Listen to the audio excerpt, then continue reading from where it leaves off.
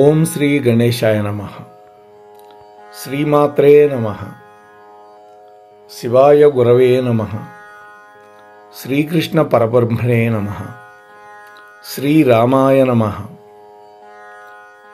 శ్రీ గురుభ్యో నమః. ఆపదాం అపహర్తారం దాతారం సర్వసంపదాం లోకాభిరామం శ్రీరామం భూయో భూయో నమామ్యహం. మోహనవాణి ఛానల్ వీక్షకులందరికీ కూడా ముందుగా నా యొక్క సాధువాదాలు. ఈ రోజున మన అంశం ఏంటంటే, మాటల్లో మార్పు గనక రాకపోతే బంధాల్లో మార్పు రాదు అనేటువంటి అంశం మీద మాట్లాడుకుందాం. తల్లిదండ్రుల యొక్క మాటలు మన పిల్లల్లో భద్రతనివ్వాలి, బలం అవ్వాలి, ఉత్సాహాన్ని నింపాలి.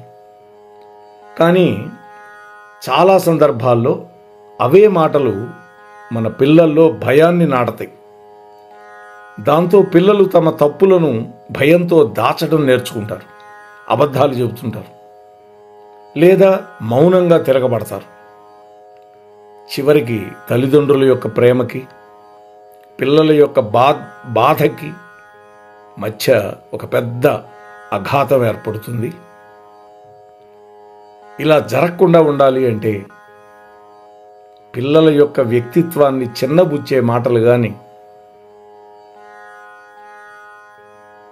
ప్రేమను బెదిరింపుగా మార్చే పదాలు కానీ, పిల్లల యొక్క వ్యక్తిత్వాన్ని తప్పుగా చూపించే వ్యాఖ్యల గురించి కానీ బాగా తెలుసుకోవాలి ప్రతి తల్లి తండ్రి. అంతేకాదు ఇంట్లో ఉండేటటువంటి బామ్మ తాతయ్య, లేదు ఆ పిల్లల కంటే పెద్ద వయసులో ఉన్నటువంటి అన్నో అక్కో వాళ్ళు కూడా తెలుసుకోవాలి.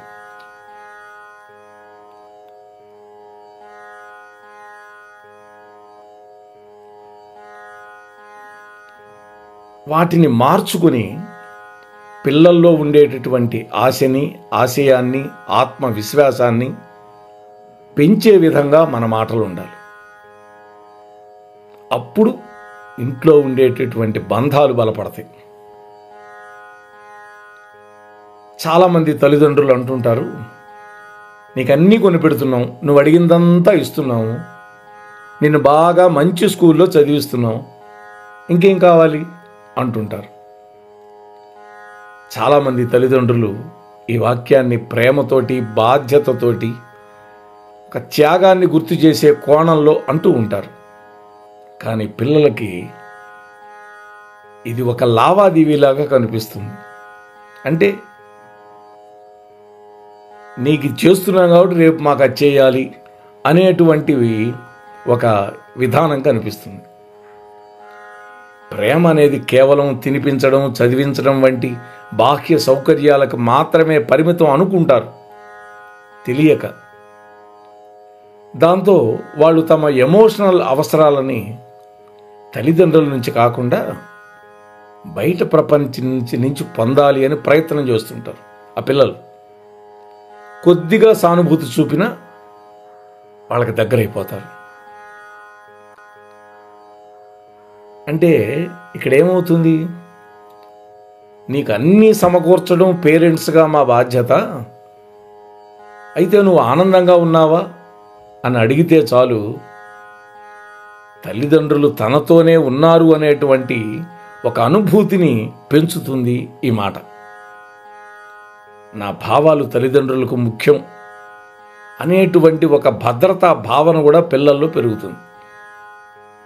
అప్పుడు వాళ్ళు కంగారు పడకుండా తమకు వచ్చినటువంటి బాధలని, కలలని, భయాలని తల్లిదండ్రులతో స్వేచ్ఛగా పంచుకుంటారు. అంతేకాదు తల్లిదండ్రుల పట్ల గౌరవం, అనుబంధం, కృతజ్ఞత, భక్తి ఇటువంటి భావాలు వాళ్ళల్లో పెరుగుతాయి. చాలామంది తల్లిదండ్రులు నీకోసమే బతుకుతున్నా అనే ఒక వాక్యం, ఈ వాక్యం తల్లిదండ్రుల యొక్క త్యాగాన్ని చెప్పేదే అయినా కూడా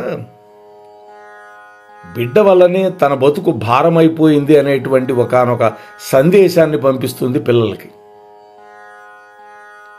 అమ్మా నాన్న నా కోసం జీవితాన్నే వదిలేశారా, త్యాగం చేసేశారా, మరి నేను నా కోరికల కోసం బ్రతికితే ఎట్లా అనేటువంటి ఒక భావన పిల్లల్లో నాటుకుంటుంది. కోర్సులు, కెరీరు, పెళ్లి నిర్ణయాలను స్వేచ్ఛగా తీసుకోలేరు.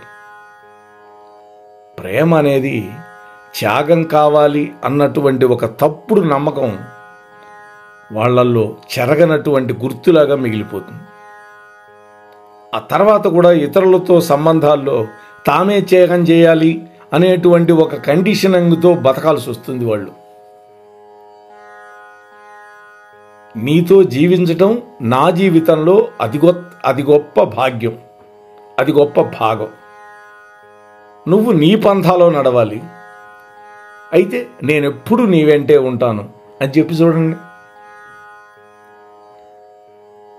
నువ్వు నాకు బిడ్డగా పుట్టడం నా అదృష్టం చూడండి, అయితే నువ్వు నీ పంథాలో నడువు, నేనెప్పుడు నీ వెంటే ఉంటాను, నీకు సపోర్ట్గా ఉంటాను అని చెప్పి చూడండి. ఈ ఒక్క వాక్యంలో ఆత్మీయత ఉంది, స్వేచ్ఛ ఇస్తున్నట్టుంది, అనుబంధం వ్యక్తం చేస్తున్నాం. ఈ మూడు వ్యక్తీకరించబడుతున్నాయి ఈ మాటల వల్ల. తల్లిదండ్రుల యొక్క ప్రేమ నిబంధనల మీద ఆధారపడదు అనేటువంటి ఒక నమ్మకంతో ఆ పిల్లలు తమ యొక్క నిర్ణయాలను స్వేచ్ఛగా తీసుకోగలుగుతారు. కొడుకు కానీ కూతురు కానీ, కొడుకు కూతురు అనేటువంటి పరిధిలో కాకుండా తమ వ్యక్తిగతమైనటువంటి గమ్యాన్ని అన్వేషించేటటువంటి ఒక బలమైన వ్యక్తిగా వాళ్ళు ఎదుగుతారు. ఆ భరోసా కావాలి పిల్లలకి. అప్పుడప్పుడు తల్లిదండ్రులు అంటుంటారు, నీ మాటలు వింటుంటే నా గుండె పగిలిపోతోంది అంటారు. ఈ వాక్యం తల్లిదండ్రుల యొక్క భావోద్వేగ బాధను వ్యక్తపరుస్తుంది. అయితే నిజానికి ఇది పిల్లల యొక్క వ్యక్తిత్వ అభివృద్ధిని అణిచివేసేటటువంటి వాక్యం. తమ మాటలు పెద్దవాళ్ళకి బాధ కలిగించవచ్చని, కాబట్టి నిశ్శబ్దంగా ఉండడమే మంచిది అనేటువంటి ఒకానొక అభిప్రాయం వాళ్ళలో నాటుకుంటుంది. అంటే నేను ఈ మాట అన్నాను కాబట్టి మా అమ్మో మా నాన్న ఇది అన్నారు, వాళ్ళ గుండె పగిలే మాట ఇది, కాబట్టి నేనేం మాట్లాడకూడదు, ఇక నిశ్శబ్దంగా ఉండటం మంచిది అనేటువంటి ఒక అభిప్రాయానికి వచ్చేస్తారు. దీనివల్ల ఏమవుతుంది, పిల్లలు తమ యొక్క అసలు భావాలను పంచుకోకుండా తమలోనే దాచిపెట్టేసుకుంటారు.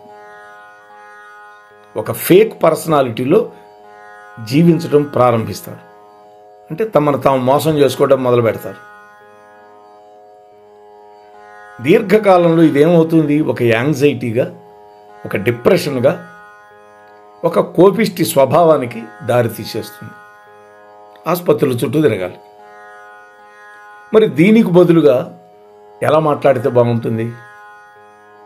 నాయనా, అమ్మా, నువ్వు ఏమనుకుంటున్నావో తెలుసుకోవాలనుకుంటున్నాను, అదేమిటో చెప్పడం వల్ల మనం నిజంగా దగ్గర కావచ్చు కదా అని చెప్పడం వల్ల పిల్లల్లో ఒక భద్రతని, విశ్వాసాన్ని, ఒక స్పష్టతని ప్రోధి చేస్తుంది. అంటే వాళ్ళకి భరోసా కలుగుతుంది. అంటే పిల్లల యొక్క అభిప్రాయాన్ని అడిగి తెలుసుకోవాలి. ఇది ఎలాంటి భావాలనైనా తమ తల్లిదండ్రులతో పంచుకోవాలి అనిపిస్తుంది పిల్లలకు. అప్పుడు వాళ్ళు తమ నిజమైనటువంటి భావాలని అంగీకరించడంలో సామర్థ్యం, ఆత్మగౌరవం రెండు కూడా పెరుగుతాయి. ఒక్కొక్కసారి అంటుంటారు, నువ్వు ఇట్లా గనక ఉంటే నీతో ఎవడు కలుస్తాడు, ఎవ్వడు కలవరు అంటారు. ఇవన్నీ డిస్కరేజింగ్ మాటలు. ఈ వాక్యం ఇంతకుముందు చెప్పున ఇతర మాటల కంటే కూడా తీవ్రాతి తీవ్రంగా పిల్లల యొక్క ఆత్మగౌరవం మీద దెబ్బతీస్తుంది. అంటే తమ వ్యక్తిత్వం పట్ల అసహనం, తమలో మారలేనటువంటి లోపాలు ఉన్నాయి అనేటువంటి ఒక అపోహ బయలుదేరుతుంది. భవిష్యత్తులో ఒంటరిగా ఉండిపోతామేమో అనేటువంటి ఒక భయం కలుగుతుంది. దీనివల్ల పిల్లల్లో సోషల్ యాంగ్జైటీ మొదలవుతుంది. వాళ్ళని బంధాలకు దూరంగా ఉంచేస్తుంది. ఇతరులకు నచ్చేందుకు తమ అసలైనటువంటి భావాలని, అభిరుచులను కూడా దాచిపెట్టేస్తారు. అంటే నేను ఇతరులతోటి కలవదగిన వ్యక్తిని కాను అనేటువంటి ఒక నమ్మకం బలపడిపోతుంది. నువ్వు మారాలనుకునే క్షణం నుంచే నీ చుట్టూ ఉన్న ప్రపంచం మారటం మొదలవుతుంది అని చెప్పి చూడండి. ముందు మనలో మార్పు రావాలి. నువ్వు మారాలి అనుకునేటువంటి క్షణం నుంచే నీ చుట్టూ ఉన్నటువంటి లోకం కూడా మారడం మొదలు పెడుతుందని చెప్పి చూస్తే ఆ మార్పును శిక్షగా కాకుండా శక్తిగా చూపిస్తుంది. అంటే నాలో మార్పు సాధ్యమే, నేను మారగలుగుతాను అనేటువంటి ఒక మైండ్ సెట్ తయారవుతుంది. దీనివల్ల అతడి యొక్క జీవితంలో కొత్త అవకాశాలు వస్తాయి అనేటువంటి ఒక భావన చిగురు తొడుగుతుంది. మార్పు అవకాశం బయట ఎక్కడో లేదు, తనలోనే మొదలవుతుంది అనేటువంటి ఒక ఇంట్రాస్పెక్షన్, ఆత్మ పరిశీలన కలిగి మన పిల్లలు ఎదుగుతారు. మన పిల్లలతోటి బంధం కూడా మనకి బలపడుతుంది. ఇవన్నీ చిన్న చిన్న విషయాలే. కాకపోతే తల్లిదండ్రులు కూడా ఏదో ఒక స్ట్రెస్, ఏదో ఒక యాంగ్జైటీ, ఏదో ఒక వేగవంతమైనటువంటి జీవితంలో ఇవన్నీ మరిచిపోయి మనకు కలిగినటువంటి ఫ్రస్ట్రేషన్లో పిల్లల మీద గనక ఆ భావాలు గనక వ్యక్తమయ్యే మాటలు గనక మాట్లాడితే ఆ పిల్లలు ఒంటరిగా మిగిలిపోతారు. జీవితంలో ముందడుగు వేయగలిగినటువంటి స్థితి కోల్పోతారు. కాబట్టి మన ఇంట్లో పిల్లల్ని మనం ఏ విధంగా చూసుకోవాలి. అందులో మరీ చిన్న పిల్లల విషయం పర్వాలేదు, కానీ టీనేజ్కి వచ్చినటువంటి పిల్లలతోటి తండ్రి స్నేహితుడిగా, తల్లి స్నేహితురాలుగా మారి వాళ్ళతో మాట్లాడాలి. వాళ్ళ ఆంతర్యం తెలుసుకోవాలి. పొదుగూకులు వాళ్ళ మీద నిఘా పెట్టినటువంటి భావన వాళ్ళలో కలగకూడదు. వాళ్ళకి అర్థమయ్యేటట్టు చెప్పాలి. అది సుదీర్ఘమైన సుత్తిగా ఉండకూడదు. చక్కటి ఉదాహరణలు తీసుకోవాలి. అలాగే వేరే పక్కింటి వాడితో, ఎదురింటి వాడితో పోల్చి అసలు చెప్పకూడదు. మహాత్ములను ఉదాహరణగా తీయాలి. ఒక అబ్దుల్ కలాం గారిని, ఒక వివేకానందుణ్ణి, జీవితంలో ముందడుగు వేసినటువంటి మహాత్ములని ఉదాహరణలుగా చూపించాడు. అప్పుడు వాళ్ళలో ఒక స్ఫూర్తి కలుగుతుంది. ఓ, నేను కూడా నాలో ఉన్నటువంటి ఈ అవగుణాలను గనక తొలగించుకోగలిగితే నేను కూడా జీవితంలో ముందంచె వెయ్యగలుగుతాను అనేటువంటి ఒక భావన, ఒక నమ్మకం, ఒక విశ్వాసం పిల్లల్లో కలుగుతుంది. తల్లిదండ్రులతోటి చక్కటి సంబంధాన్ని నెరపగలుగుతారు. ఇవాళ స్మార్ట్ ఫోన్ వచ్చిన తర్వాత ఇంటికి రాగానే ఆ స్మార్ట్ ఫోన్ ముందేసుకొని కూర్చొని పిల్లలతో గడిపే సమయం తగ్గించేసుకుంటున్నాం మనం. అవసరమైతే పిల్లలకు కూడా ఫోన్ ఇచ్చేస్తున్నాం. వాళ్ళు ఏం చూస్తున్నారో, ఏం చేస్తున్నారో మనం మాట్లాడలేకపోతున్నాం వాళ్ళతోటి. వాళ్ళు మనసు విప్పి మనతో మాట్లాడలేకపోతున్నారు. బళ్ళో ఎన్నో సమస్యలు ఎదుర్కొంటారు పిల్లలు. కాలేజీలో సమస్యలు ఎదుర్కోవచ్చు. ఎన్నో ఆకర్షణలు ఉంటాయి బయట. మరి ఇవన్నీ వాళ్ళ మనస్సుల మీద దుష్ప్రభావం చూపించి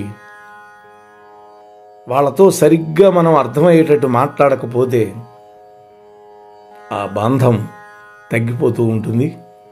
దానివల్ల వాళ్ళు ఒంటరైపోతారు.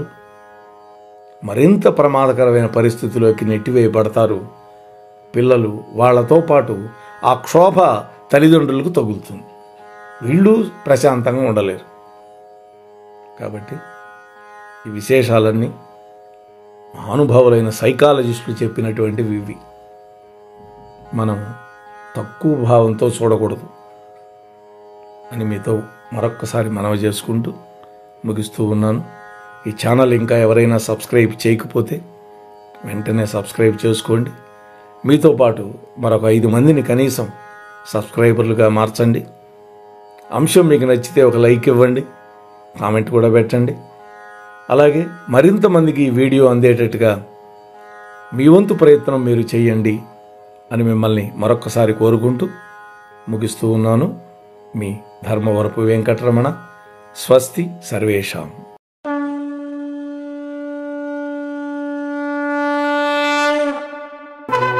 వినుడు వినుడు శోకలారా, మహాభారత కథలు మన మనుగడ కోసం అందించిన కథలు. శూరులు ధీరులు వీరుల చరితలు, మన కృష్ణయ్య బోధించిన బోధలు. ఎంత విన్నా తరగని చెరగని మరువలేని మన భారతం మహాభారతం. మోహన్వాణి తెలుగు పోడ్కాస్ట్ వింటున్న శ్రోతలందరికీ హృదయపూర్వక ధన్యవాదాలు. వినండి, వినిపించండి, వింటూనే ఉండండి మోహన్వాణి తెలుగు పోడ్కాస్ట్. మీరు వింటున్నారు మోహన్వాణి. మా కార్యక్రమాలు మీకు నచ్చితే ఇప్పటివరకు మా ఛానల్కి సబ్స్క్రైబ్ చేసుకోకపోతే వెంటనే ఈ క్షణమే సబ్స్క్రైబ్ చేసుకుని ఆ పక్కనుండే బెల్ బటన్ని మ్రోగించి అందరికీ షేర్ చేసి మీ విలువైన కామెంట్ను కూడా చేసి మమ్మల్ని ప్రోత్సహిస్తారని కోరుతున్నాను.